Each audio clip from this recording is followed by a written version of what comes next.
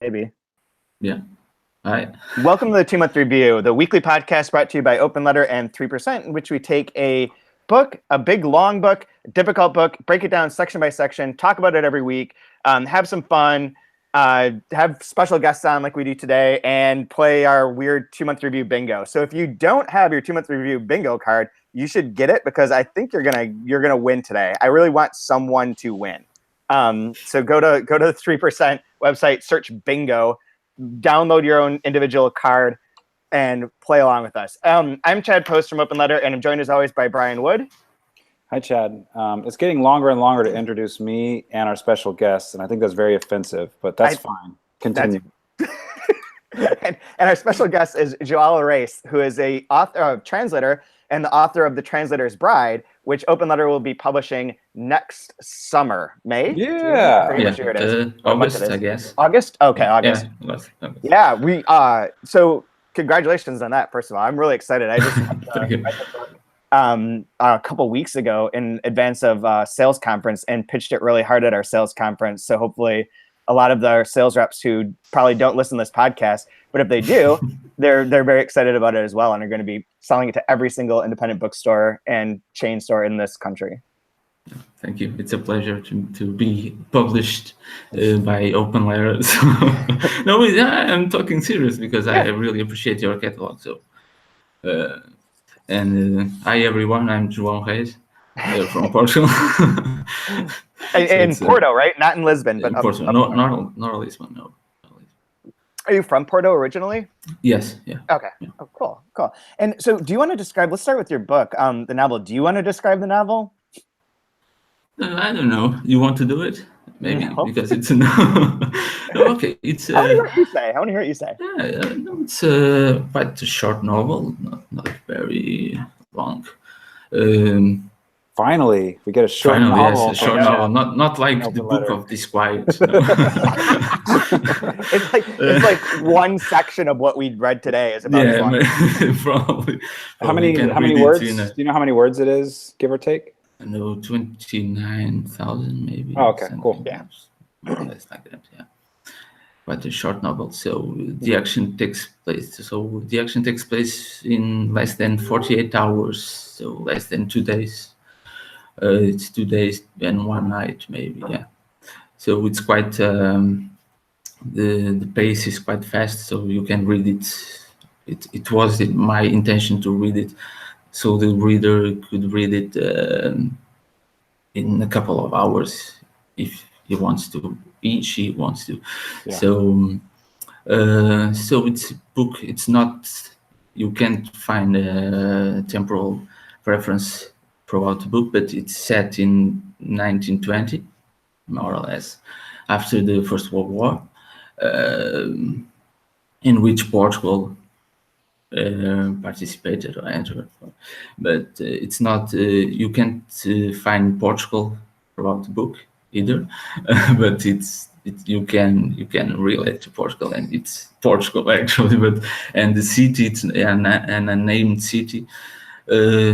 It's not Lisbon, because I took a lot of references from places I lived, even outside Portugal, like Sweden and Gothenburg, some place like that. And I mixed and created an imaginary city. Some people can find references or imagine it to be Lisbon or any other city, but okay, it's irrelevant. So it's a translator, and he is a very pissed off guy because the publishers don't like pay all him. Translators. Like all translators, because he's not well paid, so he has to live in. He has a very annoying landlady, very obnoxious lady that she's always trying to follow. Also, how do I say? No, I won't reveal that. So she's a very annoying landlady. And he has to live in poor conditions. And his bride moved abroad, and he's now alone in the city. And he gets into his mind that he wants to buy a house to get his bride to come back to him, because she moved abroad in looking for a new life, new job, and he gets into his mind that it must be a solution to end this loneliness, and because he wants that his bride, or supposedly bride, his fiancée or girlfriend, whatever you want, but he calls this his bride, calls she his bride. But he goes throughout the city and asks for his money, and while he does it, he rants all about, and he complains, and he because he despises people. It's quite a pessimistic book. No, it's not. But black humor book, quite black humorish, and quite sarcastic take, because it's in part because it's the personality of the translator. It's a bit of my personality maybe, but not complete, but a part of it, its personality. It's my personality for sure. It's a really wonderful book. Like it does have like a lot of momentum behind it. Like it's a fast read. It is very much like in his mind, like where he's ranting and hating on like all the dirtiness of the people and the city and everything sucks. And I mean, some of it, you say you invented the city out of a lot of amalgam of different places, but the publishers seem very much like true to life publishers who are just trying to screw over everyone that they can by not paying them and just getting attention for themselves. So that all feels very true to life. Yes, that's true, because the publishers are based in real people. I can tell you that. I have no doubt of. So there's a lot of fiction, but there's a lot of reality changed for fiction, of course. But I think this book is going to be a huge hit, actually. Like, but I'm serious, because I think a lot of people who are involved in like the translation world I've already drawn to the title, The Translator's Bride, which sounds compelling. And then everyone in bookstores loves these sort of books that are small and dark and fun, and like, and they always have like a Thomas Bernhard sort of Notes from Underground bit of a vibe, but not nearly as like a nihilistic. It's much closer to like a human sounding voice in the end, but or humanistic sounding voice. But it's really fantastic. And as a backwards lead in to the next question, you translated it. Yeah. Wow. Actually, I did. Which is it was not the intention, as you know. It was not the. It was supposed to be another person, but yes, in the end, I translated it. Yes. I had to, but it was very fun to do it. And you did was it a different experience? Yeah. Was it a different experience translating your own work versus others?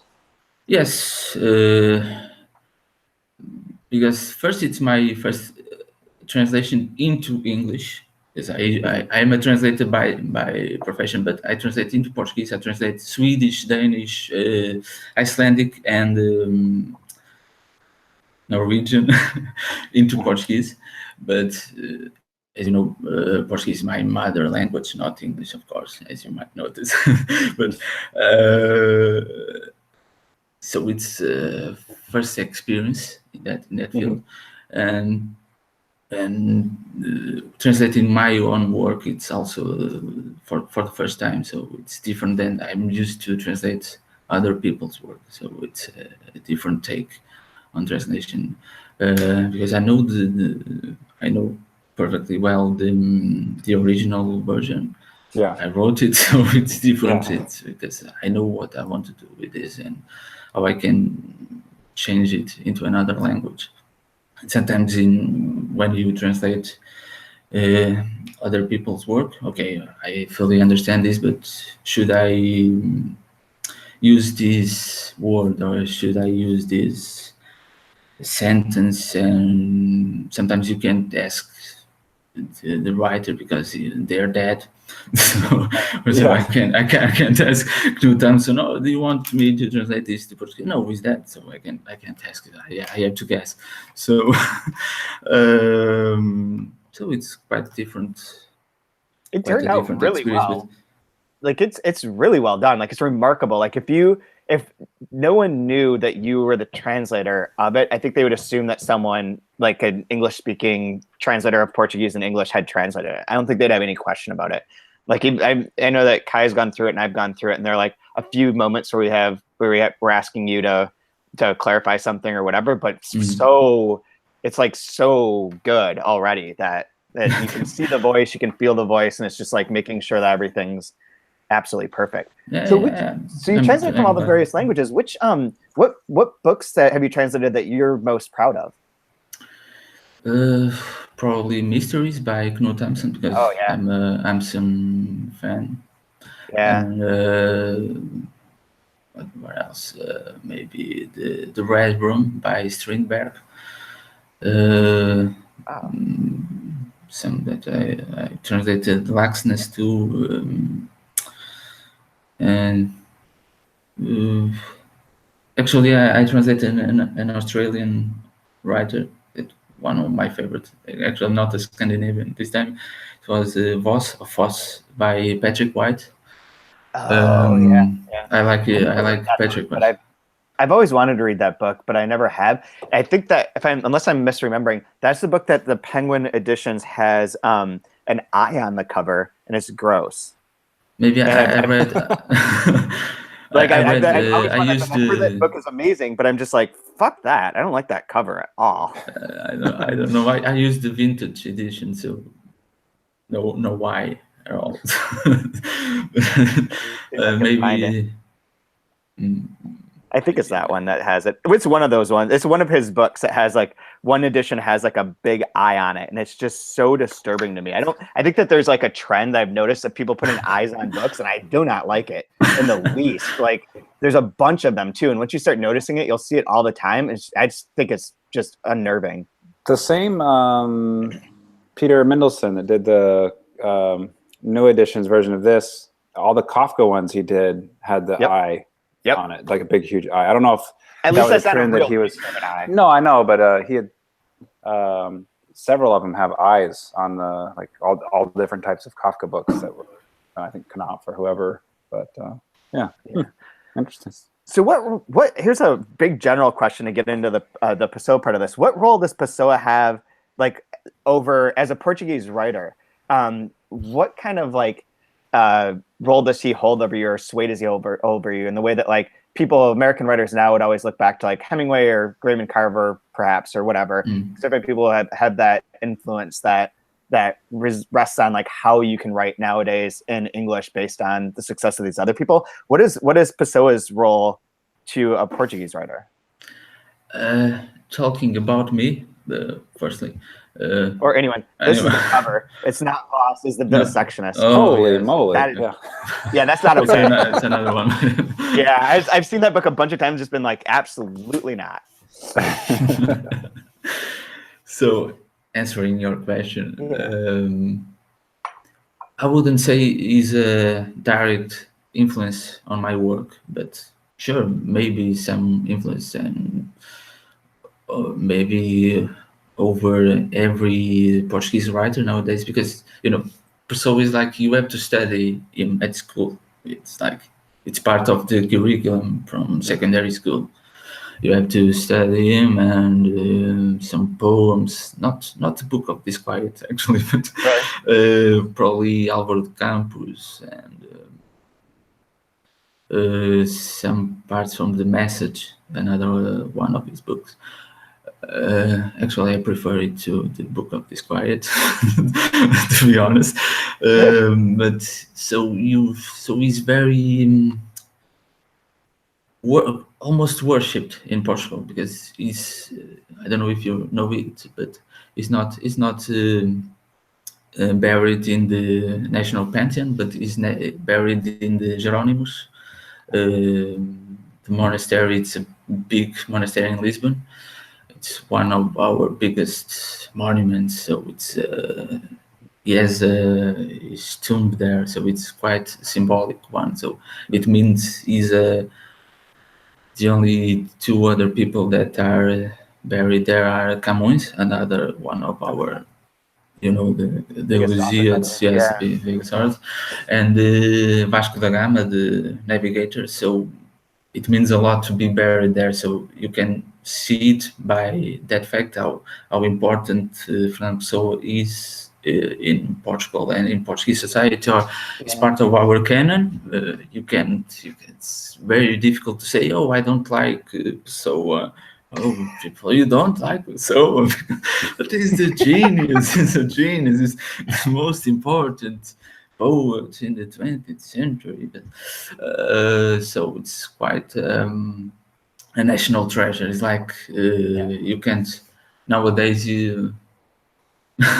At least he was a poet. Nowadays you can't go against or talk bad about Cristiano Ronaldo. So things times are changing, and he's our national hero now. But he's a soccer player, so he's going to be buried right next to Pessoa. He probably will be. Just get ready for it. No, he's going to the Pantheon because we had Eusebio, another soccer player, football player.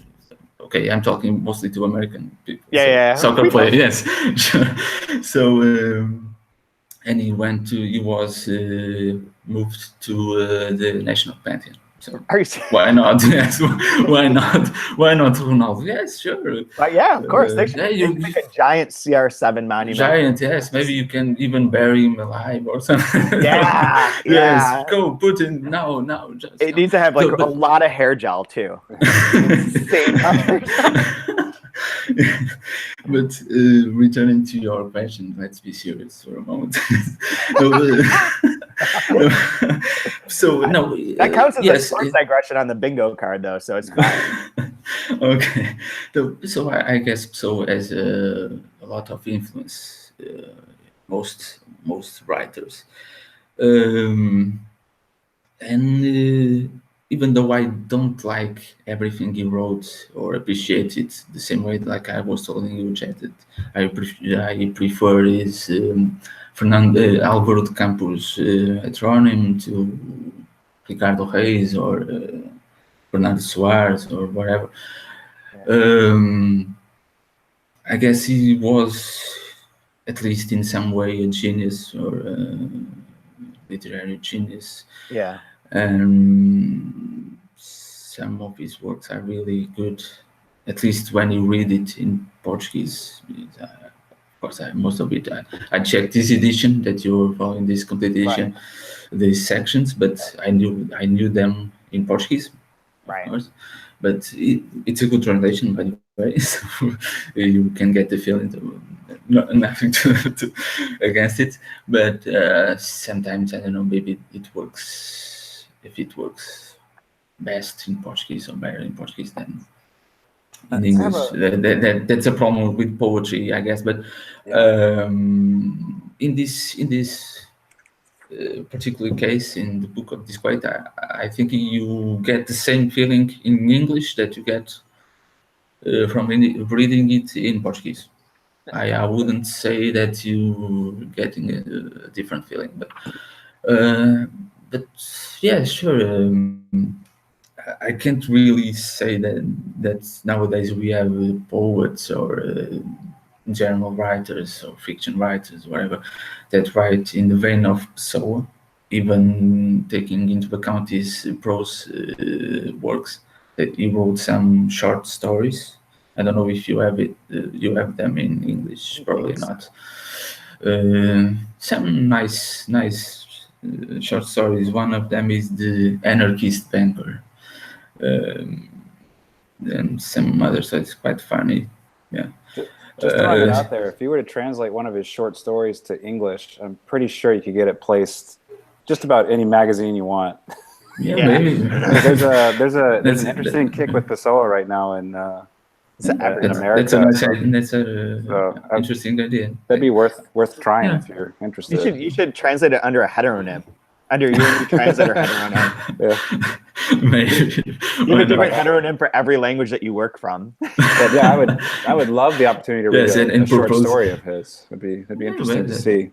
I would love to see that too, because like so much of this is just atmospheric, but with like the little punchy aphorisms in the middle, and like to see what a story would be and how he would contain that within some sort of larger narrative would be really interesting. So that's the thing that, as we've said before, and just reiterating like from last week's podcast, that it is the difficulty with this book is like we are forcing ourselves to read it straight through, and there's nothing that pulls you through. It's just pieces. You could just read it like you were saying before we got started. Like some people could use this like their Bible, and like at night read like a couple passages, or read a passage and meditate on that, in the way that some people read the Bible and meditate on those passages, and that makes sense. But trying to do this particular podcast with it is like just does not fit. And but imagine that if you try to read the Bible straight through cover to cover, like the Christian Bible, like what the hell are you doing? Yeah. What are you, mad? It's just to say you did it? Yeah. I mean, I know that it gets taught. There's some academic out there that listens to this who's like, we teach the Bible as literature at my college. Don't knock That's fine, but like you can just take a piece. All right, now let's take a piece from over here and a piece from over here. Like it's overwhelming. The language is so dense and it's so like full. Like to just sit and read chunks of it is very overwhelming. It's a lot. It's a lot to take in. Yeah, I remember when I was a kid, and my mom's very religious, and on like Good Friday, she was very into like celebrating Good Friday or making me understand the importance of Good Friday and so on and so forth. And so she made me like sit down with the Bible. And at that moment I was like, I'm just going to read the whole thing. And I think I made it through like the first 2 or 3 books and just gave up. Yeah. But then I mean, Revelations, that's fun. I made it to Numbers, and boy, that was a long one. Yeah. I had a similar experience. I read maybe 4 books from the beginning. Genesis, and then you have what? Exodus, and I don't know what. A lot of sacrifices and burning. Yeah, Genesis and Exodus are interesting, and then you get to Leviticus, and it's like just weird laws and how to build a temple with fire, and you're just like, what? It's kind of like Lord of the Rings, but not for sure. So what would you say for yourself in particular? What do you appreciate about Pessoa's writing? I appreciate it's quite straightforward most of the time, because it doesn't try to be and it's a big tendency or trend in Portuguese literature throughout the ages, and you can even sense it today to be flowery.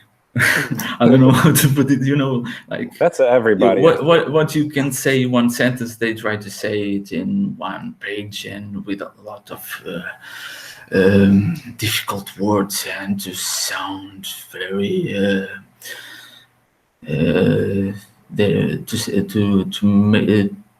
so it's very difficult to actually to explain this if you don't speak Portuguese. How do I say it? Like, okay, it's the best example. It's like if you can say it in one sentence, they say it in one page. But not in a postmodernist style. It's not like postmodern. Not try to. Yes, it's sugary. It's flowery. A little purple. Purple. This is a question for you guys as writers that which you both write fiction, you both probably have a better perspective on this, but I know that there's always the idea to resist like cliches and resist things that are commonly stated. And as a result, I feel like some of these books I read are resisting that so far that they are going into this like page-long descriptions for something that could be condensed into like a simple line, but are trying to avoid the cliche of that or the simplicity of that. Is that like an impulse that you see in contemporary fiction these days, or am I just way off base? Brian, do you want to answer? Well, I'm not as read across internationally the way you guys are, but I think in American fiction, I don't know, there's kind of like a pendulum swing. Like obviously it got very sparse and very, very clean for a while, and now it's kind of swung back where they're pushing against that and being a little more flowery, and then maybe it'll swing back to being a little bit more, more like realism or modernism, where it tightens up a little bit more. But I don't know. I think it ebbs and flows. I always kind of resist that urge because I just don't want to waste anybody's time. So I try to be, and I'm always afraid I'm gonna get exposed as a fraud. And the more I write, the more they'll realize I'm a fraud. So if I keep it really tight, maybe they won't know. So that's a good plan. that's just my self-defense mechanism, I guess, to keep it really compact. I think it's funny. My self-defense mechanism for all the blog posts I write is to make them super long so that no one ever reads them, and that way they never know that I'm sure because they can't get through it all. There was this really bad HBO biopic of Thomas Wolfe and Max Perkins, and it was supposed to be about Max Perkins. Like he gets this first draft of, I forget which, I haven't read much Thomas Wolfe, but like his book was like 1,080. It was like 3,000 pages manuscript form when Perkins got it. And there's this one page where he's trying to explain what the lady looked like. Like her eyes were blue, cerulean blue, blue like the ocean, but the ocean after the sun had hit it and the wave had crested. And he's like, bullshit. And he's like crossing it all out, right? It's like 3 pages of it. And by the end of like 2 days of work, it just goes, her eyes were blue and he fell in love. Like, there you go. Like, and it took him like, and at the end of it, he's like, I love you, Max Perkins. But it's like, yeah, I mean, like, just what are you trying to say? Just get to it. Don't do a whole page of every type of blue that's ever existed in the world and every way to say it. That is like that sort of directness is the part, like in this section, I don't think I said this at the top, but like we were going through sections 222 through 273 for today. And this one has the parts that I like about this are like those one-off sort of lines. Like again, there's like no narrative, there's no way to describe any of this, but there's like a lot of good like little lines in here that are kind of provocative or like little daggers. Like oh God, where was the one I just had? Like this is related to what we were just saying. Why write if I can't manage to write any better? And then there's like even below that, yes, to write is to lose myself, but everyone gets lost because everything in life is lost. Like there's great little bits. Like it is back to our like Instagram poetry, but like, and this time it's more aphoristic and less like, oh, poor me, emo me, like, blah, blah. All impressions are incommunicable unless we make literature of them. We never love anyone. We love only our idea of what someone is like. We love an idea of our own. In short, it is ourselves that we love. These are great, like, aphoristic things. I mean, I can see where, like going back to the biblical thing, like just reading one of these and being like, yeah, I get that. I like that. That's cool. Reading a bunch of them in a row, it can be like, I don't think we need all this. Like, this book could be like 120 pages, and I think it would be fine. No, because more is better. More is not better in this case. More is better when we're talking about Phrase-On. More is not better when we're talking about this book. That's a hot take for everyone out there. What did you think this time, Brian? There was one part in particular I'd love to bounce off of you guys. Okay. It's section 227. If you have the New Directions version, it's on page 241. I don't know how to pronounce the name correctly, but Cairo. The natural conclusion he draws from the smallness of his village, receiving from them what I feel to be both inspiration and liberation. According to him, because his village is small, you can see more of the world there than you can in the city. And in that sense, his village is larger than the city. It says, because I am the size of what I see, I am not the size of my own stature. And then he expounds upon that more and more and more. But I really like that idea of, because I always wondered why the Book of Disquiet, it always talks about, it's almost like a street on Lisbon. Like you don't really see all of the city or all of Portugal or all of, like it's very, very small and very, very contained. But within doing that, he's able to almost make it like bigger than the world. And I found that very, very fascinating. I was thinking of other writers that do that as well, that kind of purposefully keep their world very small, but explore it in such wonderful, huge ways. Was that something that you did with your book? Yeah, I guess so. Yes, it's a very contained, spatial and temporally speaking, contained book, but it tries to get a larger sense of what is to be human or Portuguese or whatever you want. And I guess so. It's one of the things I like in him. It's exactly what you said. And by the way, I don't know if you know, Cairo. Albert Cairo is one of his other heteronyms. Same. That's he's not a real poem, right? Yeah. Not a real poem, yes. It's Fernando Pessoa again. So, but it's quite different from Soares. He's more. We studied Cairo too in school, and he's a more paganist and neo-paganist poet. He's not. He's almost. He almost can't read or write. He was a shepherd or it's like a more pastoral, shepherd, right? Or like more rural. Yeah. He took care of sheep or goats. I don't know, something like that. I think that some of this has been translated. I think I've seen this before, and it's much more like simplistic and like simplistic about nature. Yes.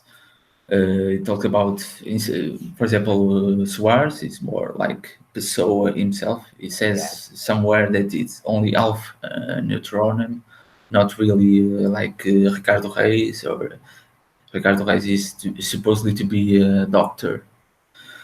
So he's more, he writes a more Latinized or classical kind of poetry. And you have Cairo. He's the natural poet. He writes about nature in a very simplistic way. So he uses this reference to say, sometimes he says, "Oh, Cairo is one of my masters," because he's so simplistic, and he goes to you understand. So like. Is an influence, and sometimes he says that Cairo is actually an influence over Ricardo Reis, another heteronym. Though he's even though he's more he writes a more classical kind of poetry, and Cairo is the natural paganist. So it's another characteristic that I like in Pessoa, this way of mingling people that really don't exist, they only in his head. So it was a bit, maybe he was schizophrenic, I don't know. It was some nice story, but that's sort of the game that's going to come up. It's like a preview, but in the next season we're going to be doing Antoine Volodine's Radiant Terminus, and that's something that comes up in Volodine's like world of his literature, where he has different characters who appear in books that are also authors of other books about similar characters. So they all like sort of interplay with their different heteronyms in that as well, which is makes it very fun and very interesting to unpack the more that you read of him. But I like that too. I also, when you say this thing about I am what I see, there is also like a weird, I am the size of what I see. There's like a weird way that it seems to influence Soares's philosophy too, where like most everything that he's relating are things that he sees and how they're interpreted like visually or into his dream world or into his mind. And it's much like, not only is it like the physical world that he's only describing there, but there's something about like the process of it being what he's sensed that becomes what he's able to write about. That kind of creates that almost like not Kantian, but like a sort of locked inness to like what he's able to write about or say is restricted to like his physical being. If that makes sense. Yeah, I guess it makes sense. When I read, so I get back to Lisbon or Portugal from that time. The clerks, the shop assistants, I can see it in my mind. So that's why it's quite, though we, especially in the Book of Disquiet, not so much. For example, in Álvaro de Campos is quite straightforward, very visual, very sometimes violent. Though it goes, this book reminds me of another Portuguese writer, Raul Brandão. He wrote a book called in Portuguese Humus, not the hummus that nowadays we eat, another hummus, but it's not translated in English, I guess. Oh, probably not. But it's a book. It's a novel, but it's very difficult to read as a novel. Read it as a novel because it's like more or less like the Book of Disquiet. It's like fragments and reflections over what he sees or what he senses when he walks or throughout the streets or looking throughout the window, or you get a sense of what he was feeling or sensing, and I guess he does it quite well. At least I think Pessoa does it better than in this case Brandon.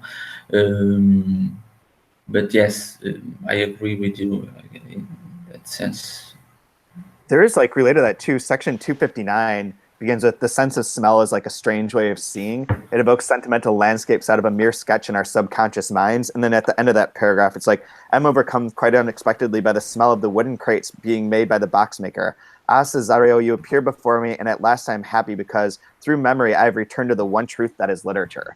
As soon as I get to that too, of like that creation of the sense. And this section does have a lot of stuff about like what literature is, or like what writing is. Like not only that, like why write if I can't write better, but there's a whole bit about the romantics. There's a whole bit about like what romantics, yes. What you write to like to all writing is to like describe reality, I believe is one of the lines here. And then also related to reading, like I read and I am set free. I gain objectivity. I've ceased to be my usual disparate self. And what I read, rather than being a mere invisible suit that sometimes weighs on me, becomes instead the great clarity of the outside world in which everything is worthy of note. The sun that everyone can see, the moon that weaves a web of shadows on a still earth, the vast spaces that open out into the sea, the dark solidity of the trees waving aloft their green branches, the solid peace of ponds and gardens, the paths thick with vines on the terraced slopes of the hills. I feel like someone abdicating from life. Like there's like that whole like what the relationship is between reading and writing and the purpose of literature. It comes up a lot in these like this little section today, more so than some of the other ones that we've gone through, it seems. Yes, I highlighted some passages, like you said, the romantics, and sometimes he says, I can only find repose in reading the classics. He talks a lot about Vieira. Vieira is another Portuguese writer from. He was actually a priest, a missionary priest, and he wrote some sermons, like sermons to the fish, talking to the fish while he was in Brazil. Still a colony, so sometimes he talks about Chateaubriand, that is more like there is no passage. There's one other, I forget where that is, but I have that marked. I didn't highlight it, so I missed it. No, but yes, it talks a lot about writing or influence. Sometimes he says that it takes influence not only from these writers that we are talking about, but also from Senor Vasquez, his boss. So you see, he takes influence from his life and his work and his relation to other people. Yeah.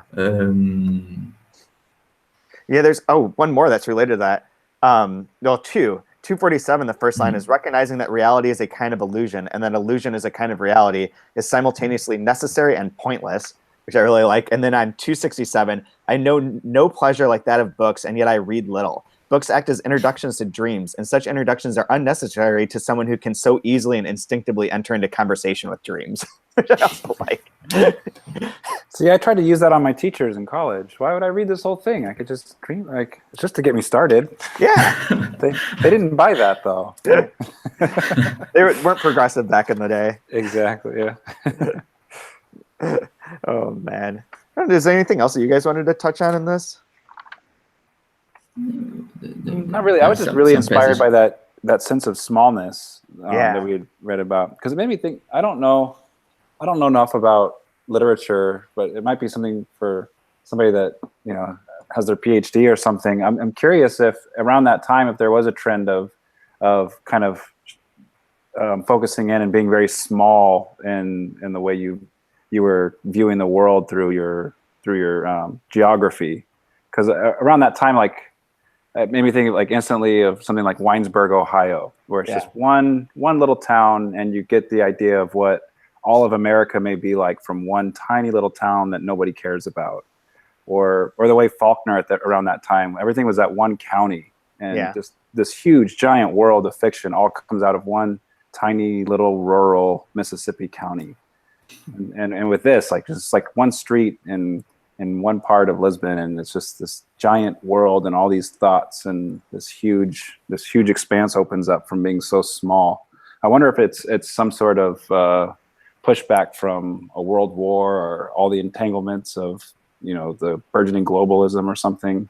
These are things that I'm not smart enough to to really think about, but like as a hypothesis, I wonder if there's some sort of connection between the echo of World War I and this idea of being small and quiet and seeing things bigger than. I mean, that is part of that whole modernist project too, of all those writers that, like, if you can, and Ulysses would be a good example of this too, like if you can bring everything into one mind or one space, you're able to accomplish more than trying to describe the world at large. You're just not seeing the internal psychological necessities of it, and that bringing things closer makes it possible to do that. But yeah, Ulysses is a perfect example of that. Like all you need is one city, man. One city can make. I always appreciate things like, because there's always kind of like, you can be ocean wide and puddle deep, or you can be like this, like a well where it's very, you know, very small, but the depth of it is massive. Like it's the same amount of water. I guess it's just the way you want to corral it, right? And like, to me, this has this idea of like the well, where the borders are very small, but it goes so deep. Which is why, like, a lot of people reference that. What's the guy's name? Is it Javier Maestros? I forget what the last name is, but The Journey Around My Room. That short novella that's all set within one small space. It seems to like be reflected or come out of this as well. Yeah, be along the same lines. Do you have a favorite line, Brian? I do. So if there's somebody out there that's that studies this kind of stuff for a living, I would be really interested if they had a comment, or they could just be like, "No, you're an idiot. That's not at all what's happening." Or, I'm just curious where this idea of smallness, you know, I was also inspired. And I also find it very liberating, the containment of something very, very small and exploring like every aspect of it. Right. Let's see. Give me 1 second. I know I had a couple written down here. Do you have one that's? I know you've already read a couple, but you can go if you have one. I like this passage. This is fragment or section. Let me see. 234. I feel physically sickened by ordinary humanity, which is besides the only kind there is. Circled and underlined, exact same thing. Exactly. So, that one reminded me more of your book than any other line in the entire section. I see. It's a bit. It's same. I feel like we can make that the tagline. Probably. If you are physically sickened by ordinary humanity, which is besides the only kind there is, read The Translator's Bride. Yes, it's a good blurb. The one that I have is on section 241. Only those who are unable to think what they feel obey grammatical rules. There you go. Which I appreciate. I don't know. I think since we just had some midterm elections, and our president is in Europe spreading the wonderful news of America, I couldn't help but on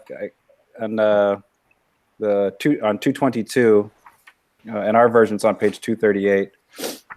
It starts with, "One should abandon all duties, even those not demanded of us. Reject all cozy hearths, even those that are not our own. Live on what is vague and vestigial, among the extravagant purples of madness and the false lace of imagined majesties." Just seemed perfect. Yeah. Seemed perfect for our time. I was like, yeah.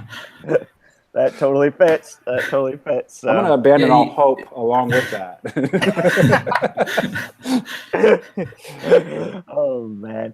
He actually has a lot of passages that you can that fit nowadays reality. Actually, it's one of his most interesting features. Actually, we really need to get on this, like, multiple Instagram heteronym accounts that are just quotes from Pessoa. And one could be like a political based one on the reality. One can be your sad emo boy, and another can be like sarcastic, humanity hating character. Like, it would be great to just have them all exist and like play off one another in the way that he does in his books. It does make you think. I think maybe part of the genius of Pessoa is that it's so rooted in like like humanness and human nature that it'll always be relevant for the times. I don't think it's going to ever go out of style, and it probably won't be stopped. It'll always be read because it's always applicable to what's going on. Yeah. I mean, there are those sections we went through before that have like the misogynistic overtones or like the weird pedophilia one.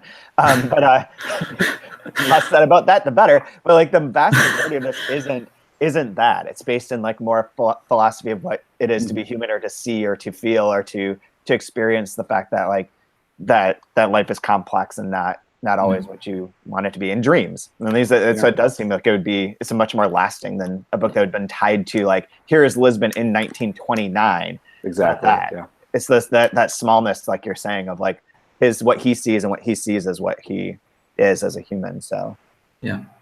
That's what makes him interesting even nowadays, because, for example, at school, when you have to read a lot of writers, one of those writers is César Iber, that you were talking about last podcast. You didn't know. I guess it was Brian. He was saying, "Oh, I don't know, César Iber. Maybe he was another poet, Portuguese poet." Okay.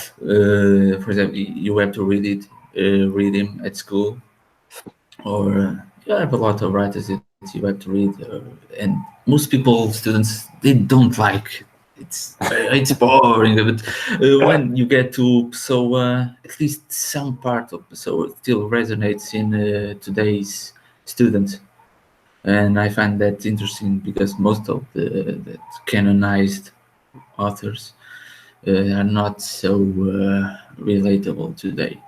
Yeah. For example, Cesare Verdi talks a lot about tuberculosis and people counting blood and all that. The curtains are red. The teacher would say, listen, children, the curtains are red because it's symbolic. It represents the blood that the poor lady's cough is just coughing the blood. People don't relate to that today, because, you won't die from tuberculosis in a country like ours. So, no, people don't want. So you mean people don't die of consumption anymore either, right? No consumption. Consumption. Like a old Western. Yeah. So you see one, but Pessoa still, it still resonates. It still has some really good passages and poems. And that's some of his poems, or I'm not saying full poems, but some of his passages are so well known in Portuguese that we use it as daily aphorisms. For example, one of those, I don't know how to translate it in English. It's primeiro estranhas, depois entranhas. It's a wordplay. It's like, it's very difficult to translate in English. Probably it's translated, but I don't know how. It's for example, first you find it strange, but then you get used to it, and you almost like you incorporate that reality. But in Portuguese, it sounds really nice even today. Primeiro estranhas, depois entranhas. Or there are some passages that they use a lot even today, some musical lyrics, because that sounds like really good. That sounds like a really bad pickup line at a bar. Like, at first you're going to find it strange, but you'll get used to it. Yes, you can use it. Like, bye. God, I was quoting Pessoa. I thought women love poetry. Why are you leaving me? But it totally makes sense as to like why so many people become obsessed with him for all these reasons that we're saying. And like, to that point, if you're in New York City this weekend, there's a Pessoa festival that's taking place on, I believe, Friday and Saturday. There's information online. I'll link to it in the show notes and then the post and everything. But yeah, that still goes on. And like the Disquiet, the writers conference that takes place in Lisbon is obviously influenced by Pessoa. And every year, every time there's a new version of this, there's more and more people who are like discovering Pessoa and believe that he's just like one of the greatest. should say I do really like him. I've dismissed this book several times, but it's just because there's too much of it. I think that I like the pared down version. I totally I'm on agree board with with. you because it's and sometimes it even gets weird or strange or annoying because as I was telling you before we started the podcast or the live stream. I know this book by so many versions of this book and the fragments. For example, I was checking the sections, the numbering you have in this edition, the new edition. It doesn't fit at all with the ones I know from Portuguese because even they are organized in different ways, and every time you read the book, it's different. So. Okay, it's like you don't have because now you have it in almost chronological order, but you have a lot of editions in Portuguese mainly that don't follow this order, and since it wasn't published during Soa's lifetime, you really don't know how to publish them. So in a sense, it's a good way to reveal his work to new readers that don't know. So and they start to read his work. But when you know his work, sometimes it gets it's annoying. To be honest, it's quite annoying too. Because oh no, I don't. And now they add some fragments that weren't published before, and you can't really see what they add to the edition. Like, I would just cut this part or this section. This doesn't really mean a lot. I don't know. I doubt that the writer wanted it to be included, but okay. There are options. Academics want it. Yeah, well, exactly. Need it. So. Woody, so thank you again for joining us. And anyone who's a bookseller that's listening to this, if you're at Winter Institute, Xiao's book will be in the galley room as one of our special promotions from Open Letter. And either way, you should order it from our website. You can contact me if you're a reviewer or bookseller and want it. I will send it to you. We have a PDF basically ready to go.